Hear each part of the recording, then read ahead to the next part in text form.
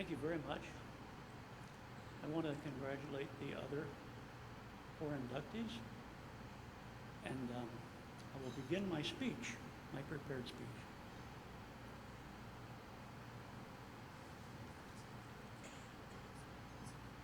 Is that better?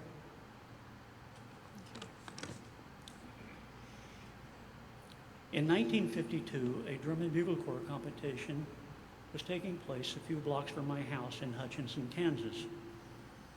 I pedaled my bike to the source of the brilliant sound of G bugles. I had heard bands before, but this was different.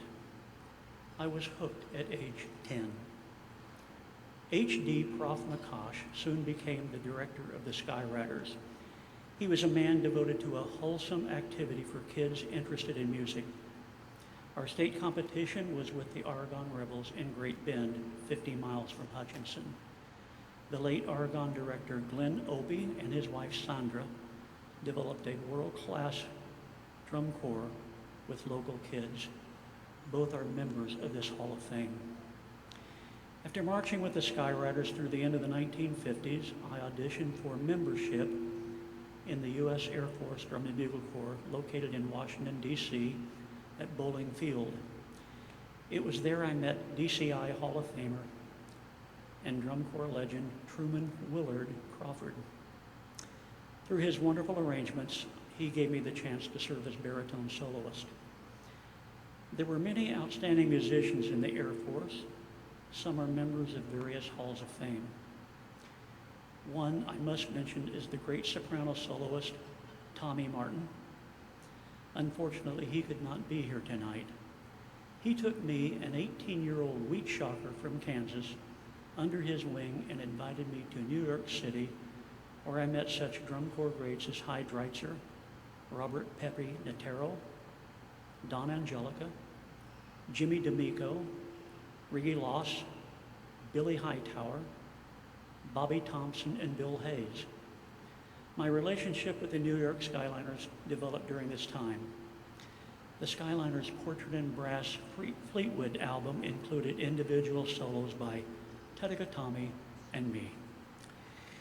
In 1961, I met Larry Kirshner. His musical genius as an arranger and composer with Blue Rock was quickly apparent to me.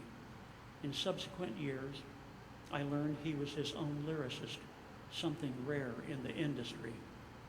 Burt Bacharach had Hal David, Henry Mancini had Johnny Mercer, George Gershwin had Brother Ira, Larry had Larry. Among the many corps Larry wrote for were the Bayonne Bridgemen, Star of Indiana, and the Skyriders. I must also mention his Skyriders rendition of Home on the Range, the official Kansas state song.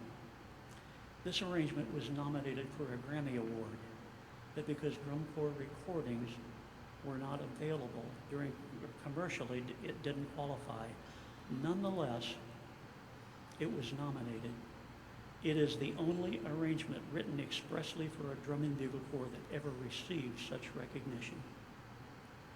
Through Larry, I met George Tuthill. George and I became instant friends. He was a professional in every way. It was in 1977 that we met during a rehearsal of the Hawthorne Caballeros. I complimented his percussion parts, his response, and I quote, "They're only accompaniments." Such words I had never heard in my years in drum corps. Though he's been gone since 2001, I often miss him. I think of his two sons and his widow. When he passed, I lost my best friend. George's writing was unlike anything I've ever heard. I had had my fill of hearing drum corps play ballads with a drum part that resembled the Downfall of Paris or Kinetic at halftime. His parts fit the music like whipped cream on pumpkin pie at Thanksgiving. It was no wonder his parts were so musical.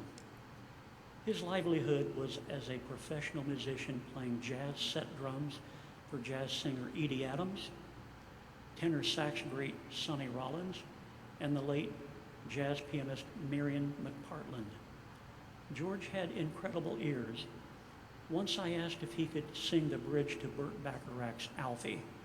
He asked if I wanted it with words. He recognized every chord change he heard. This was a drum corps drummer. George was a musician through and through, having studied at the Manhattan School of Music. In 1977, George moved from New Jersey to Hutchinson, taking over the directorship of the Skyriders. He attracted new talent, including instructors. In 1982, our instructional budget was $15,000 a year. This was when some corps were spending 10 times that amount. I once was asked what George earned. Half of that, $7,500, I replied, and he was raising his 2 young sons as a single parent. George was so easy to work with. We planned our shows in minutes, including telephone input from Larry. One of our visual people was Lee Carlson, longtime DCI judge. Another was Tracy Birch Hartfield, a color guard instructor specializing in rifle. She came to the Skyriders from the Blue Knights, Sacramento Freelancers, then the Blue Devils before aging out with the Hutch Corps. Both were highly creative people who contributed to the success of the Kansas Corps. I would also like to recognize former members of the Skyriders who are present tonight by asking them to stand. Like all members of all drum corps, they were dedicated to their cause. It was sometimes challenging as their instructor to convince them that what we were doing was new in this activity. Yes, contrabass players could really march and play in spread drill formations contrasted to tight sections as seen with every other corps. Sitting with us tonight is J.D. Shaw, a former member of the Skyriders and now an outstanding arranger for the Santa Clara Vanguard. He has recently accepted a position as horn professor at the University of California, or University of South Carolina.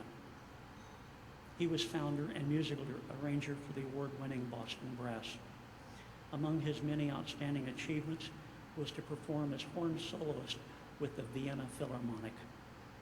J.D. is truly one of the world's first-class French horn players.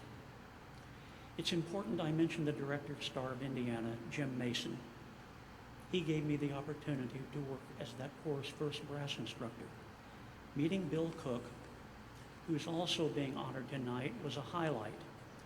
He was a financial backer of the corps and truly loved his Star of Indiana.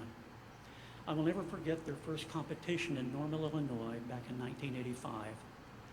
Even though the corps placed third behind the Cavaliers and Phantom Regiment in all captions except brass, Star won that caption by more than 2 points. Bill's excitement was like a little kid jumping on me with arms and legs. I'll never forget that moment.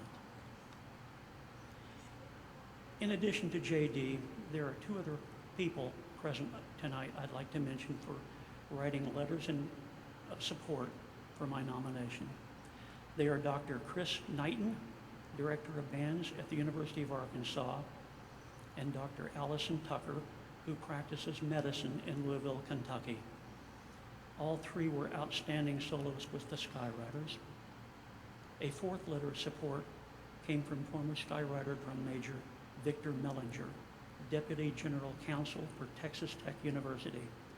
Vic could not be with us tonight. I'd like to recognize my daughter Erin Simpson Wayne. She is the reason I left the intense travel schedule of Drum Corps. Her mother, Brooks, was pregnant with Erin during the 1983 season. Knowing Brooks was home alone for 58 days and pregnant made it a dreadfully long summer for us.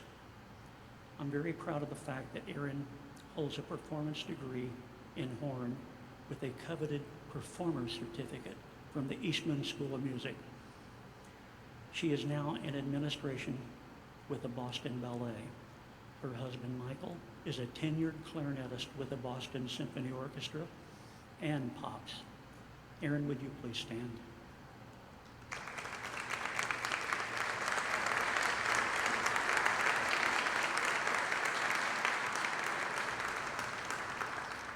In closing, I would like to mention my wife, Brooks. We were married for 36 years. She accepted my summer absences knowing it was important to the kids and the Skywriters. Brooks was my guiding light, reminding me to behave myself during critiques, that I should not be so hard on judges. She said they were doing their best. I told her I was doing my best too. Brooks suffered from multiple sclerosis for 34 years and passed away nearly 7 years ago. I miss her dearly.